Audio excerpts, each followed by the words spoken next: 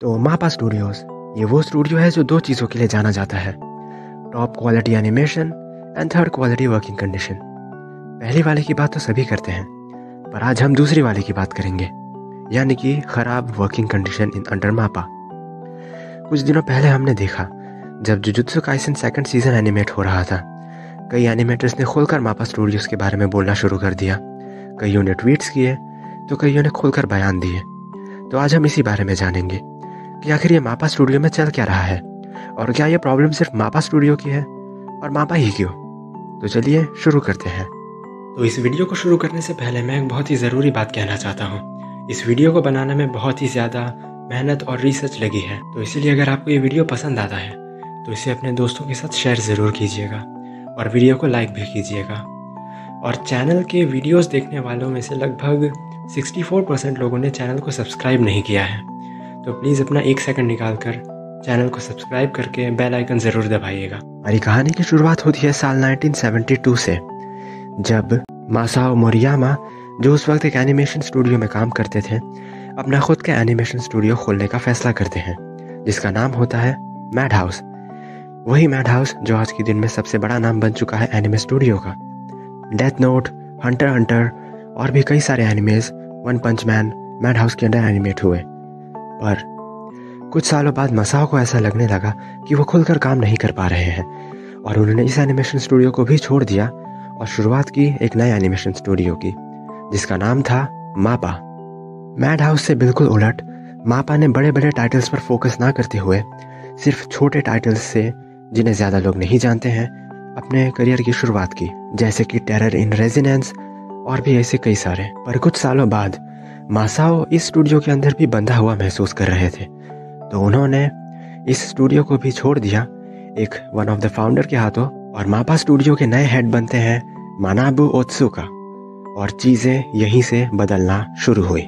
मैं यहाँ पर एक बात साफ कर देना चाहता हूँ, मैं ये बिल्कुल नहीं कह रहा हूँ कि बाकी स्टूडियोज़ में एनिमेटर्स को सबसे अच्छा ट्रीटमेंट दिया जाता है और मापा ही इकलौता ख़राब स्टूडियो है।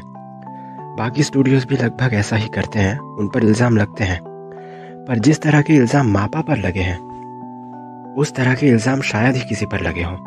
तो क्या है वो इल्ज़ाम, चलिए जानते हैं। मापा स्टूडियोज़ पर आरोप है कि वो अपने एनिमेटर्स से बहुत ज़्यादा काम करवाते हैं, कई बार 20-20 घंटे तक। कई बार ऐसे मामले सामने आए हैं जहां पर मापा स्टूडियो के वर्कर्स कई दिनों तक अपने घर नहीं जा पाए। उनका कहना है कि उन्हें सही से खाने या सोने के लिए भी वक्त नहीं मिलता है, जो ना ही उनकी मेंटल और फिजिकल हेल्थ के लिए अच्छा है। और यहाँ पर मैं आपको बता दूं कि जापान में काम की वजह से होने वाली मौतों की संख्या बहुत ज़्यादा है, भारत से भी कहीं ज़्यादा।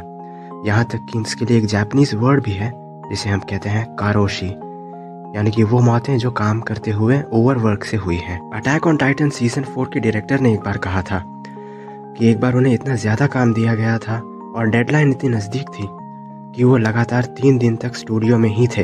ज़रा सोच कर देखिए, इस तरह की वर्किंग कंडीशन अगर आपकी हो तो कैसा होगा।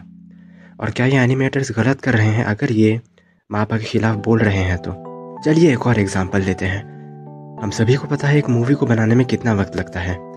कई मूवीज़ 2 से 3 साल लेती हैं बनने के लिए। क्या आपको पता है कि जुजुत्सु काइसेन 0 मूवी के लिए एनिमेटर्स को कितना वक्त दिया गया था? 1 साल? 1.5 साल? नहीं, सिर्फ 4 महीने। ज़रा सोचिए उन एनिमेटर्स की कंडीशन क्या रही होगी और उन्हें किन हालातों में काम करना पड़ा होगा। बस 4 महीने में आपको मूवी ख़त्म करनी है और बिना एनिमेशन क्वालिटी को कॉम्प्रोमाइज़ किए आपको ये काम करना है। मुझे यकीन है सभी एनिमेटर्स ने घंटों काम किया होगा। और दूसरी समस्या यहाँ पर आती है कम पेमेंट मिलने की। हिसाशी इगुची, एक मांगा आर्टिस्ट, इन्होंने बताया था कि एक बार इन्होंने पास्ट में मापा के साथ काम किया था और अंत में हिसाशी को वादे के मुताबिक का बस आधे पैसे ही दिए गए। कहा जाता है कि एक कट सीन्स के लिए एनिमेटर्स को तकरीबन $100 पे किए जाते हैं, लेकिन मापा पर आरोप है कि वो अपने एनिमेटर्स को बस $25 के आसपास ही पेमेंट देता है। हालांकि इन सभी आरोपों पर मापा स्टूडियो के हेड मनाबु ओत्सुका का कहना है कि ये सारे आरोप बेबुनियाद हैं और मापा स्टूडियो अपने एनिमेटर्स को अच्छी पेमेंट देता है। पर ज़रा सोचिए कितने लोग झूठ बोल रहे हैं। एक इंसान झूठ बोल सकता है, 2 इंसान झूठ बोल सकते हैं। अगर इस तरह के केसेस काउंट करेंगे तो 20 से ज़्यादा लोगों ने कम से कम अब तक मापा के खिलाफ बोला। और क्यों बाकी स्टूडियोज़ के खिलाफ ऐसा कोई नहीं करता। अब आते हैं तीसरी प्रॉब्लम पर। तीसरी प्रॉब्लम ये है कि मापा में काम करने वाले कई सीनियर एनिमेटर्स बताते हैं कि मापा में जो नए एनिमेटर्स आते हैं, कायदे से मापा को उन्हें ट्रेनिंग देनी चाहिए, पर मापा वो नहीं देता। और इसके पीछे एक वजह भी है। 2016 तक मापा हर साल तकरीबन 2 या 3 शोज़ लेता था एनिमेट करने के लिए, पर साल 2016 में नए हेड के अपॉइंटमेंट के बाद मापा हर साल 5 से 6 शोज़ लेने लगा। अब जाहिर है आपके पास इतने शोज़ हैं जिन्हें आपको डेडलाइन के अंदर पूरा करना है, तो आपके पास अपने एनिमेटर्स को ट्रेन करने का वक्त कहाँ मिलेगा। इसीलिए जैसे ही कोई नया एनिमेटर उनके स्टूडियो में आता है, वो उन्हें इस तरह के बड़े बड़े प्रोजेक्ट में लगा देते हैं। पर हालात तब बहुत ज़्यादा ख़राब हो गए जब पिछले साल जुजुत्सु काइसेन के 2nd सीज़न पर काम चल रहा था। कई एनिमेटर्स ने ट्वीट करना शुरू कर दिया। कई एनिमेटर्स ने ट्वीट करके लिखा कि इन वर्किंग कंडीशन से ज़्यादा आसान तो मौत है। और कई एनिमेटर्स ने काम करना ही छोड़ दिया। पर मापा ने भी फिर इस पर बयान दिया।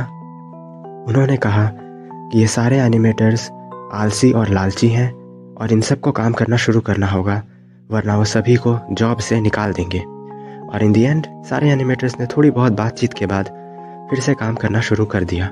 ये बस मेरी राय है, पर मुझे नहीं लगता कि आप लोगों के गुस्से को ज़्यादा देर तक दबा कर रख सकते हैं। मापा को अपनी वर्किंग कंडीशन सुधारनी होगी कि वो एक साथ 10 प्रोजेक्ट पर काम करना बंद करें और बस उन्हीं प्रोजेक्ट्स को लें जिन्हें वो ख़त्म कर सकते हैं, बिना अपने एनिमेटर्स पर प्रेशर डालें।